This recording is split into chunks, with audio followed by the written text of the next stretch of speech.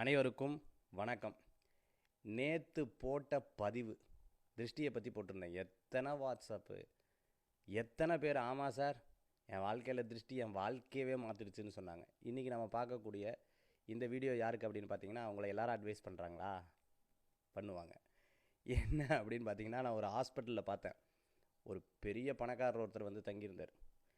அவரை வந்து பார்க்குறவங்க போகிறான், எங்கிட்ட ஒரு வார்த்தை சொல்லியிருந்தா நான் அவங்கள கவனிச்சிருக்க மாட்டேனா? என்ன போங்க, நான் இருக்கேன்னு சொல்லி 10 பேர் அவரை மாற்றி கவனிச்சுக்கிறாங்க. அதுவே கொஞ்சம் தூரம் தள்ளி பார்த்தீங்கன்னா, ஒரு சாதாரண வார்டில் ஒருத்தர் கண்டுக்கிறதுக்கு யாருமே கிடையாது. சிம்பிள், இவர் நிறையா சம்பாதிச்சிட்டாரு, அதனால் சுற்றிலே இவர்கிட்ட நிறையா பேர் இருக்காங்க. நீங்கள் வாழ்க்கையில் நிறையா ஜெயிக்கணும்னு நினச்சிட்டு இருந்தீங்கன்னா, நிறைய பேர் சொல்லுவாங்களா உழைக்கணும், யாராவது என்னை வந்து பாராட்டணும், ஒன்றும் வேண்டாம். உங்களுக்கு 10 பேர் அட்வைஸ் பண்ணாலே போதும்.